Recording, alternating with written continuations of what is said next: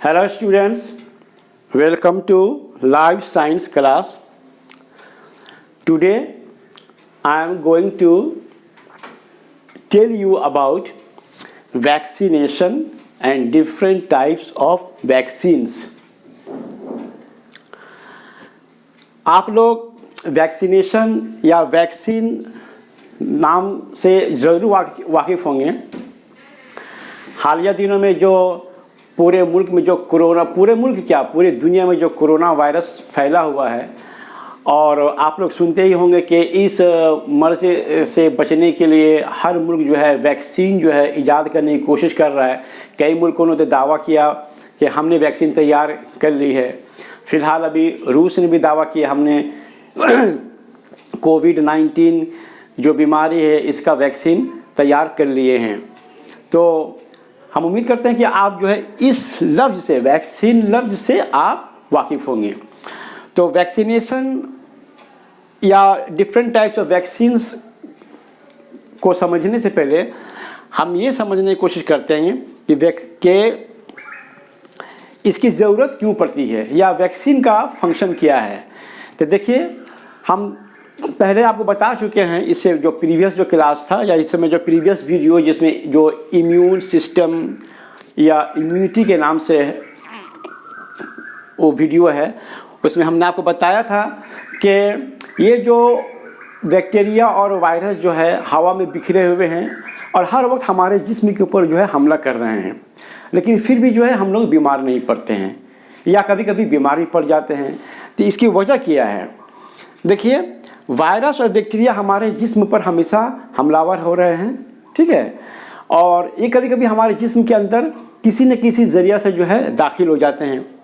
दाखिल होने के बाद क्या होता है कि जो है ना, हमारे अंदर जो है कुदरत की तरफ से या अल्लाह ताला के तरफ से जो है इनायत किया हुआ जो एक सिस्टम है, एक इंतज़ाम है, जिसको हम दफ़ाई निज़ाम कहते हैं या अंग्रेजी में कहते हैं इम्यून सिस्टम। ये दिफाई निज़ाम जो है हरकत में आ जाता है, एक्टिव हो जाता है और उस बैक्टीरिया और वायरस से जो है हमारे जिस्म को महफूज करता है। तो उसमें पहले जो है ये इम्यून सिस्टम 3 तरीक़ों से काम करता है। पहला तो है फिजिकल बैरियर्स। बता चुके हैं कि फिजिकल बैरियर्स में क्या होता है। ये जिस तरह से देखिएगा, पुलिस लोग नो एंट्री का बोर्ड लगा देता है कि यहाँ दाखिल होना, इस इलाके में या इस एरिया में दाखिल होना ममनू है। फिजिकल बैरियर्स जस्ट लाइक उसी तरह से काम करता है कि बैक्टीरिया और वायरस को जिस्म के अंदर दाखिल नहीं होने देता है। इसमें मुंह है, कान है, आँख है, ठीक है, या हमारे जिस मैदा में गैस्ट्रिक एसिड है जिसको हाइड्रोक्लोरिक एसिड बोलते हैं, ये एक फिजिकल बैरियर्स का काम करता है कि अगर मतलब ताकि जिस्म में दाखिल ना होने पाए ये बैक्टीरिया और वायरस। लेकिन बैक्टीरिया और वायरस भी कम चालाक नहीं होते हैं, ये भी जो है किसी न किसी तरह से जो है हमारे जिस्म के अंदर में दाखिल हो ही जाते हैं। जब जिस्म के अंदर में दाखिल हो जाते हैं तो उस वक्त इनेट इम्यून सिस्टम काम करने लगता है। इनेट इम्यून सिस्टम क्या है? यानी WBC। हम लोग जानते हैं वाइट ब्लड कॉर्पस्कल्स में मोनोसाइट्स, लिम्फोसाइट्स, ठीक है, मोनोसाइट्स, लिम्फोसाइट्स, बेसोफिल, इसोनोफिल्स, ये जो सेल्स हैं ये हरकत में आ जाते हैं और ये जो है मुदाफ़ियत का काम करते हैं। माने उस बैक्टीरिया और वायरस से जब जंग करना शुरू करते हैं और उसको मार डालते हैं और उसको मारकर निगल भी जाते हैं। तो अगर बैक्टीरिया और वायरस को ये WBC की जो सेल्स है उसको शिकस्त दे दिया तब तो हम बीमारी से बच गए, हम बीमार नहीं पड़े। लेकिन अगर WBC माने ये जो लिम्फोसाइट्स, मोनोसाइट्स, बेसोफिल्स, इसोनोफिल्स, ये जो खुलिया है, ये अगर जो है माने उसको शिकस्त नहीं देने पाया तब उसके बाद जो अडेप्टिव इम्यून सिस्टम जो है हरकत में आता है और ये आखिरी जो है हमारे इम्यून सिस्टम का ये आखिरी हथियार एक तरह समझ लीजिए। उसमें क्या होता है, B सेल्स और T सेल्स जो है फिर हरकत में चले जाते हैं। B सेल्स और T सेल्स क्या करते हैं? एंटीबॉडी जो है जनरेट करता है। माने ये जो बैक्टीरिया और वायरस है, हमारे बैक्टीरिया और वायरस को हम लोग एंटीजेंस भी कहते हैं, कभी कभी इसको पैथोजेंस भी कहा जाता है। माने वायरस बैक्टीरिया जो कि हमारे जिस्म के अंदर में दाखिल होकर हमको बीमार कर देते हैं, इसलिए इसको एंटीजेंस कहते हैं। और जैसे ही एंटीजेंस हमारे जिस्म में दाखिल होता है और फिजिकल बैरियर्स के शिकस्त खा जाने के बाद या इनेट इम्यून सिस्टम के शिकस्त खा जाने के बाद जब अडेप्टिव इम्यून सिस्टम जब हरकत में आता है तो दो तरह का सेल्स जो हैं हरकत में आ जाते हैं, बी सेल्स और टी सेल्स। बी सेल्स हम आपको बता दिए हैं, ये बोन मैरो में पैदा होता है और वहीं पर मैच्योर भी होता है। और टी सेल्स ये भी बोन मैरो में पैदा होता है, लेकिन वहाँ से मुंतकिल होकर चला जाता है थाइमस ग्लैंड में और वहीं मैच्योर होता है। तो ये सेल्स जो हैं हमारे जिस्म में एक ख़ास किस्म का जो है प्रोटीन पैदा करते हैं, बनाते हैं, जिसको हम लोग एंटीबॉडी कहते हैं। ये एंटीबॉडी क्या कहता है, फिर जो एंटीजन से उसके खिलाफ जंग करता है और उसको जो शिकस्त देता है और उसको मार डालता है। तो हर एंटीजेंस के खिलाफ में एक एंटीबॉडी तैयार होता है।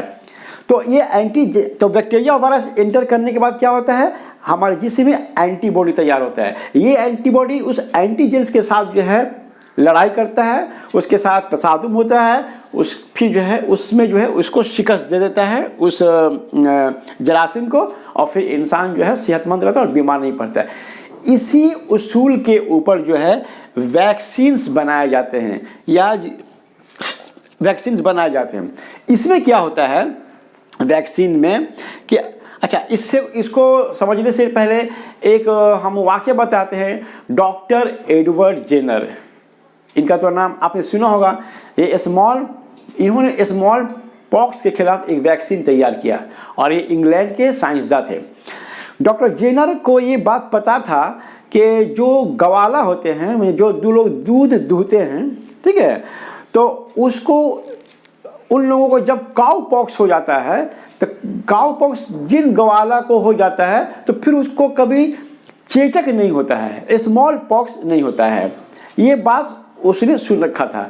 तो उसने यहाँ से ये एक नतीजा बरामद किया या ये जो है ख्याल किया कि हो सकता है कि काउ पॉक्स का जो जरासीम है वो जो है एक मुदाफ़ियत का काम करता है, एक दिफा का काम करता है स्मॉल पॉक्स की जरासीम से।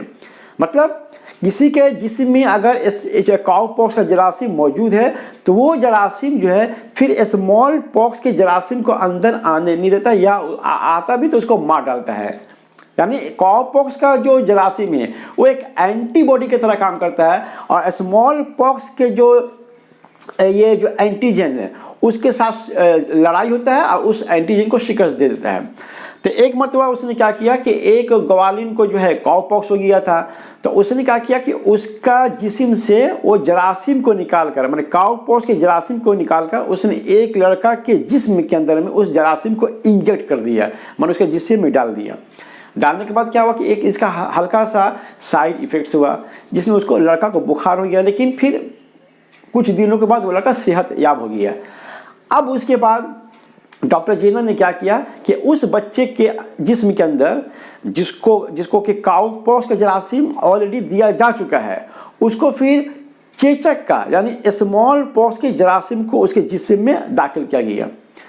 बाद में देखा गया क्या कि उस बच्चे को फिर स्मॉल पॉक्स जो है नहीं हुआ, माने वो चेचक से बच गया। इसमें हुआ क्या कि उस बच्चे के जिस्म के अंदर जो काउ पॉक्स के जरासीम थे, वो जरासीम चेचक के जरासीम को जो है शिकस्त दे दिया, मतलब उसको मार डाला और उस बच्चे को चेचक नहीं होने दिया। तो इसी उसूल के ऊपर ये इसको कहा जाता है। इसमें अभी हमने जो यहाँ जो पढ़ा कि एंटीजेंस वायरस या बैक्टीरिया हमारे जिस्म में जब दाखिल होता है तो WBC हरकत में आ जाता है, उसके बाद बी सेल्स टी सेल्स ये लोग हरकत में आ जाते हैं और हमारे जिस्म के दिफा करते हैं, हम जिस्म को बचाते हैं। इसको कहा जाता है नेचुरल इम्यूनाइजेशन, कहते हैं इसको नेचुरल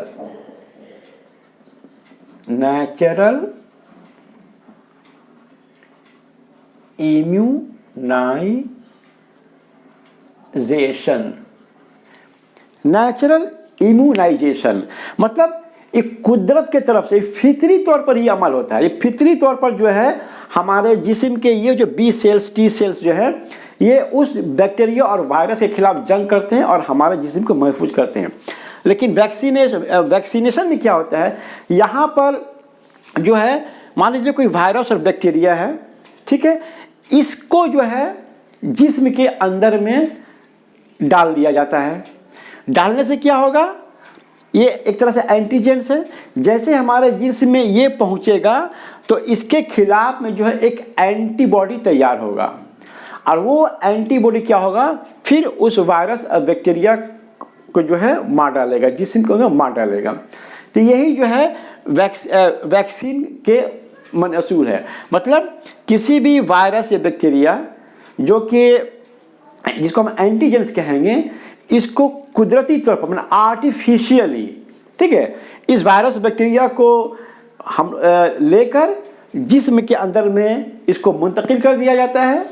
इसके मुंतकिल होने के नतीजे में क्या होता है, हमारे जिस्म में जो एंटीबॉडी जो है वो जो है प्रिपेयर्ड हो जाता है, वो तैयार हो जाता है, और फिर उस वायरस और बैक्टीरिया से जंग करता है और उसको शिकस्त देता है। यहाँ पर ये भी एक इम्यूनाइजेशन है, यहाँ भी एंटीबॉडी हमारे जिस्म की मुदाफ़ियत करता है। लेकिन ये जो कैसे हुआ, ये आर्टिफिशियल तौर पर हुआ, ये नेचुरल नहीं हुआ। माने ये वायरस बैक्टीरिया को हमको डाला गया, हमारे जिस्म के अंदर में उसके जरासीम को डाला गया, जिसकी वजह एंटीबॉडी तैयार हुआ और उसे जंग किया, उसको शिकस्त दे दिया। तो ये इस अमल को ये अमल जो है इम्यूनाइजेशन ये भी है, लेकिन ये है आर्टिफिशियल इम्यूनाइजेशन, ये आर्टिफिशियल इम्यूनाइजेशन है। तो अब हम लोग ये देखेंगे कि फिर वैक्सीनेशन कहते किसे हैं। तो वैक्सीनेशन का डेफिनेशन देखिए, ये वो तरीका है जिसमें किसी बीमारी के मुर्दा या बेहद कमज़ोर जरासीम, मतलब ये जो वायरस और बैक्टीरिया, ये जरासीम है, इसको हमारे जिस्म के अंदर में डाला जाता है। कैसे डाला जाता है, या तो ये इसको कमज़ोर बना दिया जाता है, इनएक्टिव कर दिया जाता है। अब आप देखिए, आप ये सवाल पूछ सकते हैं कि वायरस और बैक्टीरिया को जब हमारे जिस्म में डाला जाएगा तो ये तो हमको तो हमारे अंदर बीमारी पैदा करेगा, बात सही है, और इससे फ़ायदा क्या है।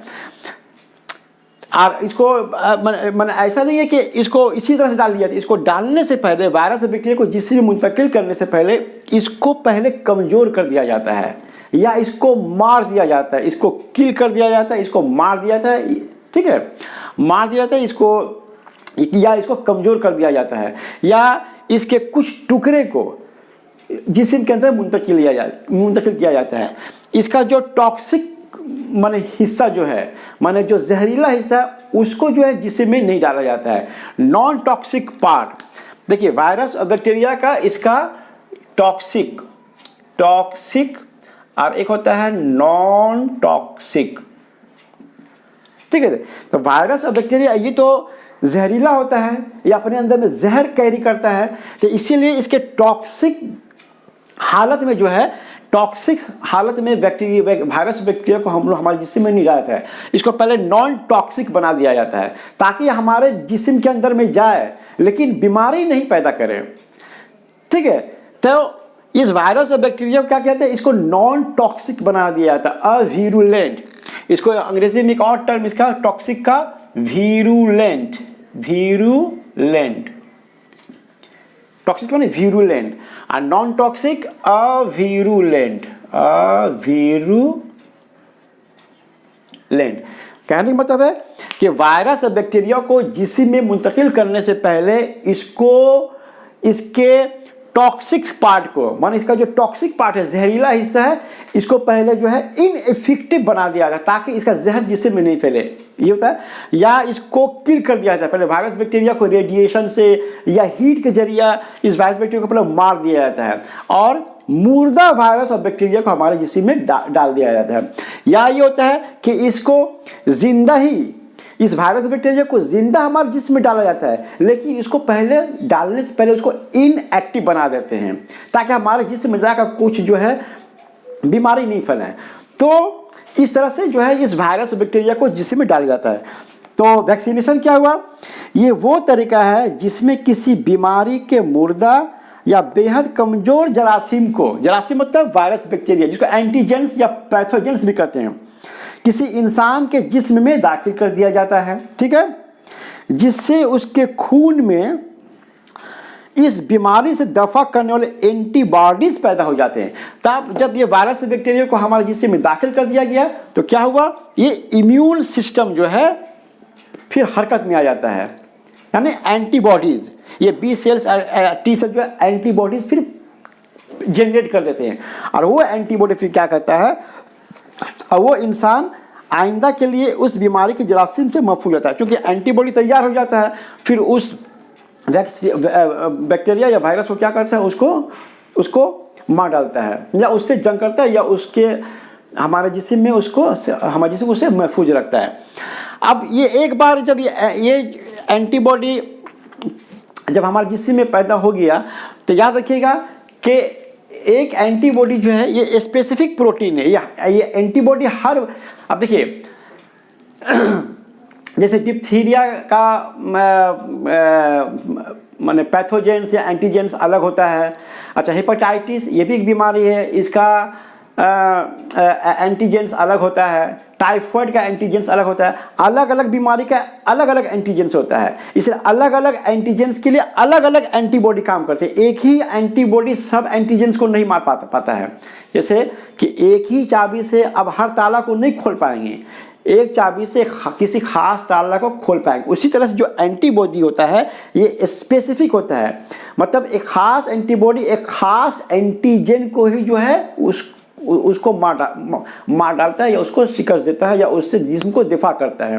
ठीक है, जैसे टाइफाइड है, टाइफाइड एक बीमारी है, इसके जरासीम में तो इसका एंटीबॉडी अलग होगा, इसका एंटीबॉडी अलग होगा। याद रखिए ये वैक्सीन्स कब दिया जाता है, किन बीमारियों में दिया जाता है? वैक्सीन्स उन बीमारियों में दिया जाता है जिसको हम लोग कहते हैं कि इन्फेक्शस डिजीज, माने एक को हुआ, दूसरा आदमी उसके कांटेक्ट में आया तो उसको हो गया, उस दूसरे आदमी के कांटेक्ट में तीसरा आदमी आया उसको हो गया। तो ये क्या होता है, फैलता है, ये बीमारी फैलता है। जो बीमारी इलाके में फैल जाता है जिसको हम वबा की बीमारी कहते हैं, एपिडेमिक जिसको कहते हैं, तो एपिडेमिक वाले बीमारियों के खिलाफ जो है ये वैक्सीन्स जो है दिए जाते हैं या उसको वैक्सीनेशन। जैसे मिसाल के तौर पर पोलियो का वैक्सीन जो है दिया जाता है, तमाम बच्चों को दिया जा रहा है।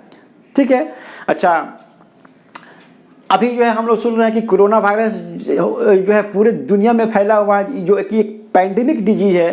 पैंडेमिक डिजीज उसको कहते हैं जो पूरी दुनिया में फैल जाता है, और एपिडेमिक डिजीज उसको कहते हैं जो किसी खास इलाके में माने फैला हुआ रहता है, उसे एपिडेमिक कहते हैं। और पैंडेमिक जो पूरी दुनिया में फैला होता है। तो इस तरह की जो वबा की बीमारियां होती है, उन वबा की बीमारियों में जो है इस तरह का जो है वैक्सीन्स दिया जाता है। हम लोगों को देखिए, आपके वालिद से अगर आप पूछेंगे तो उनको जो है ना बचपन में जो है ना स्मॉल पॉक्स का जो है उसको वैक्सीन दिया गया होगा। हमारे भी जिससे इस हाथ पर जो है जब हम स्कूल में पढ़ते थे हमको यहाँ पर स्मॉल पॉक्स का वैक्सीन हमको भी दिया गया है। तो वैक्सीन दिया जाता है वबा की बीमारियों से महफूज करने के लिए। तो वैक्सीनेशन का डिफिनीशन क्या हुआ, ये वो तरीका है जिसमें किसी बीमारी के मुर्दा या बेहद कमज़ोर जरासीम को किसी इंसान के जिस्म में दाखिल कर दिया जाता है, जिससे उसके खून में इस बीमारी से दफा करने वाले एंटीबॉडीज़ पैदा हो जाते हैं और वह इंसान आइंदा के लिए इस बीमारी से जिस जरासीम से महफूज रहता है। अब देखिए, जरासीम से होने वाले किसी बीमारी से बचने के लिए और उस बीमारी के खिलाफ जिसमें मसनूई इम्यूनिटी पैदा करने के लिए इस बीमारी के मुर्दा या बेहद कमज़ोर जरासीम को दाखिल कर दिया जाता है, जिससे खून में इस बीमारी से दिफा करने वाले एंटीबॉडीज़ पैदा हो जाते हैं। अब अगर फिर कभी इस बीमारी के जरासीम जिसमें दाखिल होते हैं तो पहले ही से मौजूद एंटीबॉडी की वजह से कामयाब नहीं होने पाते हैं। मतलब वायरस और बैक्टीरिया, ठीक है, इसका जो है इसका जरासीम को जो है जिस्म के अंदर में पहुंचा दिया जाता है। पहुंचाने से क्या होता है, एक आर्टिफिशियल तौर पर एंटीबॉडी तैयार हो जाता है। ठीक है, अब ये एंटीबॉडी उस वायरस और बैक्टीरिया जो जरासीम है उसके असर को ज़ायल कर देता है। अब कभी भी वही बैक्टीरिया या वायरस अगर जिसमें दोबारा दाखिल होगा तो ये एंटीबॉडी उसको पहचान लेगा और फिर उसको जो है मार डालेगा या उस एंटीजेंस को दाखिल हो जाएगा तो उसके वजह से हमारे जिस्म में बीमारियों को फैलने नहीं देगा। तो ये है एंटीबॉडी और एंटीजन और वैक्सीन। अब इसके बाद हम लोग देखते हैं डिफरेंट टाइप्स ऑफ वैक्सीन्स।